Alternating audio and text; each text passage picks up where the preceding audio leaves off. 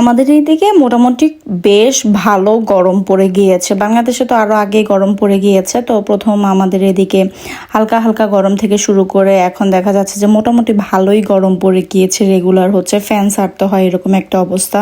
আমরা যে গরম আসলে কতটা বিরক্ত হই, আর এই দেশের মানুষদের দেখলে মনে হয় যে গরম একটা উৎসবের মতো। গরম আসলে তারা এত খুশি হয় আর এত মানুষ বাইরে বের হয়। মানে আমাদের এদিকে মার্ক প্লাসে মানুষ একদম ভরপুর থাকে, কারণ এদিকে একটা স্পিল প্লাজা আছে, মানে বাচ্চাদের খেলার জায়গার মতো আছে। তো এখানে অনেক মানুষ হচ্ছে বাচ্চাদের নিয়ে আসে খেলা করার জন্য। এই সময়টাই হচ্ছে যে যার যার মতো সুন্দর সুন্দর পোশাক পরতে পারে মন মতো। তো এই দেশের মানুষ, ইউরোপের মানুষ বিশেষ করে একটু খোলামেলা পোশাক গরমের মধ্যে পরতে বেশি পছন্দ করে।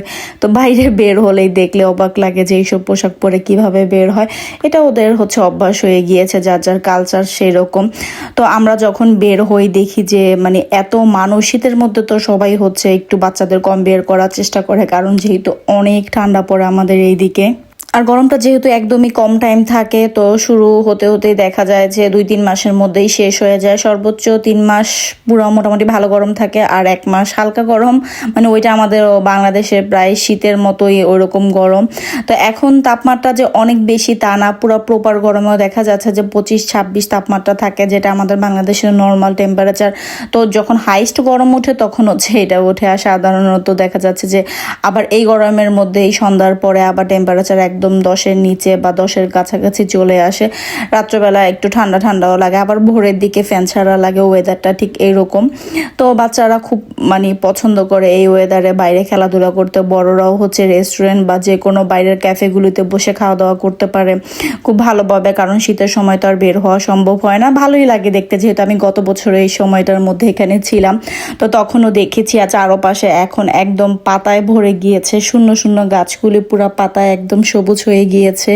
একদম কম টাইম হচ্ছে মানে গাছের ফুল ছিল। তো যখন একদম শীত শুরু, মানে শীতের শেষের দিকে, তো প্রত্যেকটা গাছে হচ্ছে ফুল থাকে, কোনো পাতা থাকে না। আর প্রায় 15 দিনের মতো এরকম থাকে, তারপর আবার পাতা চলে আসে। আবার দেখা যাচ্ছে যে 2-3 মাস পরে আবার পাতা ঝরা শুরু হয়।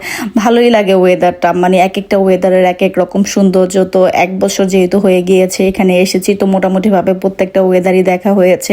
প্রত্যেকটা ওয়েদারই হচ্ছে আলাদা সৌন্দর্য।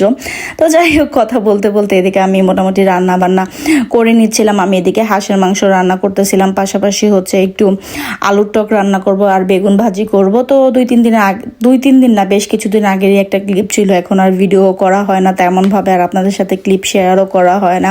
তো আজকে দেখলাম যে গ্যালারিতে ভিডিওটা করা ছিল, তাই ভাবলাম যে আপনাদের সাথে শেয়ার করে দিই।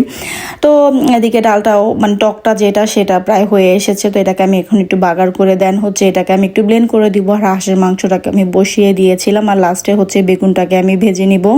গত বছর যখন ভ্যানিস আর আমি রোমে গিয়েছিলাম তখন প্রচণ্ড গরম ছিল। ওই তুলনায় মানে ইটালির তুলনায় আমাদের জার্মানিতে বেশি শীত পড়ার, গরমের পরিমাণটাও খুব মানে কম পড়ে। তো জার্মানির ওয়েদারটা আমার খুবই পছন্দ। আমি প্রায় ব্লগে অনেকের বলতে শুনি যে জার্মানির ওয়েদার পছন্দ না, কিন্তু আমার খুবই পছন্দ, যেহেতু শীত একটু বেশি আর শীতটা আমার মোটামুটি ভালোই লাগে। তো যাই হোক, আজকে ছোট্ট একটা ভিডিও, আশা করি আপনাদের ভালো লাগবে। যদি ভালো লেগে থাকে তাহলে অবশ্যই একটি লাইক দিবেন, আর ভিডিও সম্পর্কে কোনো মন্তব্য থাকে অবশ্যই আমাকে কমেন্ট করে জানাতে পারেন। ফেসবুক থেকে দেখে থাকলে অবশ্যই ফেসবুক পেজটিকে ফলো করে দিবেন, আর ইউটিউব থেকে দেখে থাকলে অবশ্যই ইউটিউব চ্যানেলটিকে সাবস্ক্রাইব করে দিতে পারেন। ভিডিওটি দেখতে দেখতে যদি ভালো লেগে যায় প্লিজ ভিডিওটিকে শেয়ার করে দিতে পারেন, যাতে অন্যান্য মানুষও দেখতে। আর কে কে আমার মতো শীত পছন্দ করেন সেটাও কমেন্ট করে জানাতে পারেন। গরম কার কার পছন্দ সেটাও জানাতে পারেন। আমার মনে হয় ম্যাক্সিমাম মানুষেরই শীত মানে সিজনটা খুব বেশি পছন্দ। তো এই দিকের মানুষের গরমকালটা বেশি পছন্দ, কিন্তু আমার শীতটা অনেক পছন্দ।